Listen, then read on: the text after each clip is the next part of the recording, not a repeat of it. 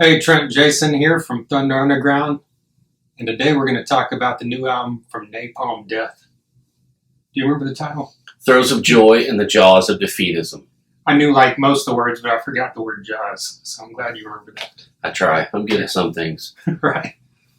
As you said when we were talking a little bit ago, a name as only Napalm Death would do. I know other bands like their titles like that, but Napalm Death's one of those bands where, like, if you're in a metal band and you need a name for your band, you just need to look at a track list on a Napalm Death album. You can usually find something that would work. Right. And this album's chock full of titles like that as well, I think. But this album's coming out this Friday, if you're watching this when we first drop it, September 18th, 2020.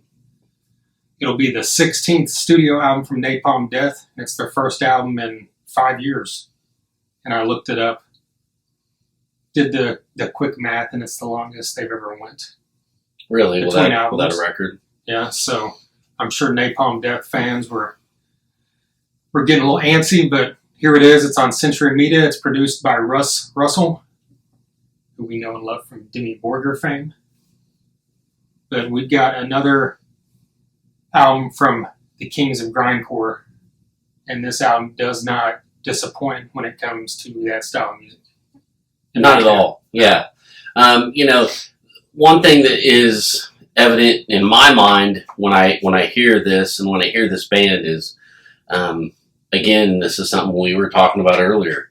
Maybe we should have turned the camera on earlier. I don't know. But, Right. I can't pretend to act like I am a grindcore aficionado, a deathcore, death metal, whatever. I don't know. That is so far away from my wheelhouse. I'm just a straight up heavy metal, classic metal, hard rock. As you can see from the shirt. Yes, haunt. That's more my wheelhouse.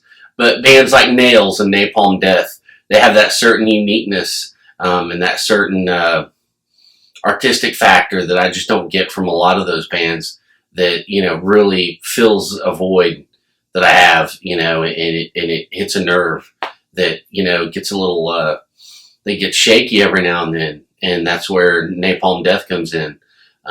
Like I said, there's definitely an art factor to this. It's noise art. It challenges you. And no other bands sound like this. No other death metal vocalist sounds like Barney. And so that's why this band is so unique and so precious to me. And this album is really, they went for the throat, and they didn't disappoint on this record. If you ask me. Yeah. Well, that's a great point with Barney, because I've never been big into death metal. I've been more of a melodic death metal guy. The stuff from Scandinavia, like Scar Symmetry or Dark Tranquility, that kind of stuff. But as far as death metal goes, I could listen to it in small doses.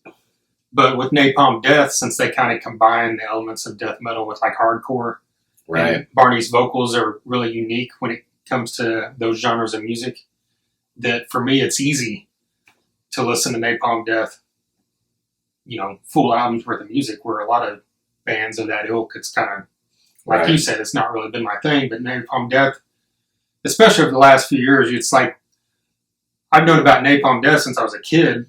Exactly. And we heard him on occasion, but I never really listened to him until probably the past 5 or 10 years. I admit I'm the same way. And that's Tennessee. okay. That's okay. That's the journey you take as a fan. Yeah. And it doesn't matter. It really does. It just matters that you're here now. Right. And, because that, when we were coming up, if, oh, you're a poser. Well, none of that fucking matters now. Yeah. And, I think that if you get turned on to it, you get turned on to it, and it's never too late. Yeah. And getting to see him live a couple times on the Slayer farewell tour Was amazing. Yeah. That kind of really cemented, to me that I should have been listening to this band sooner. Yeah, definitely. It's kind of like, where was I at, Right. But jumping into this album, like, Jason kind of described,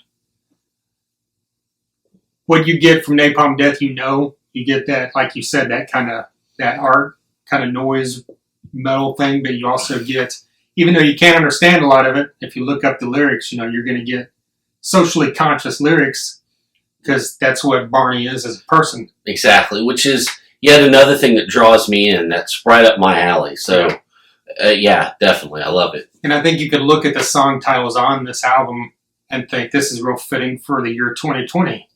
I mean, a lot of their albums probably could work that way, but I haven't delved into the lyrics. Kind of, if you're new to us here, most of our reviews, quote unquote, are more reactions. It's kind of like we listen to albums when we, get in advance like this once or twice and then talk about it. It's not a full-on delve into every song, but musically on this, I love the song Contagion. It's just like that opening riff just stands out so much. I was gonna ask you. I was kind of hoping you'd throw it to me first. Okay. Because when it came to that, I'm like, I bet there was a song we both loved just as, equally. And that was it. And I got it. That opening riff, they almost started out like a hard rock thing. And then it just goes into that signature Napalm Death. And then there's there's a fucking, I dug that song. Yeah. I've got my notes here. Sorry, I don't have a teleprompter, but trying to remember the other song title. The other ones I really dug was Invigorating Clutch and Amoral. Amoral. I love that song. The video's cool. I really like Backlash just because, and Fluxing the Muscle.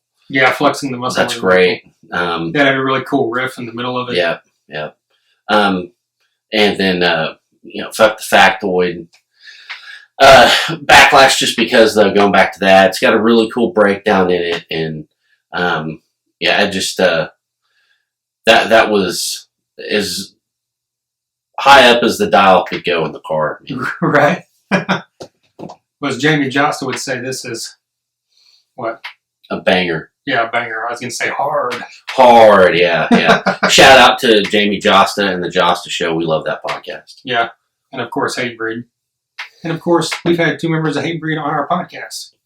Sorry, random throw in there in the middle of this, but come on back to Napalm Death. Right. We have not had a member of Napalm Death on our podcast, but maybe one day. It'd be cool to have Barney on to talk.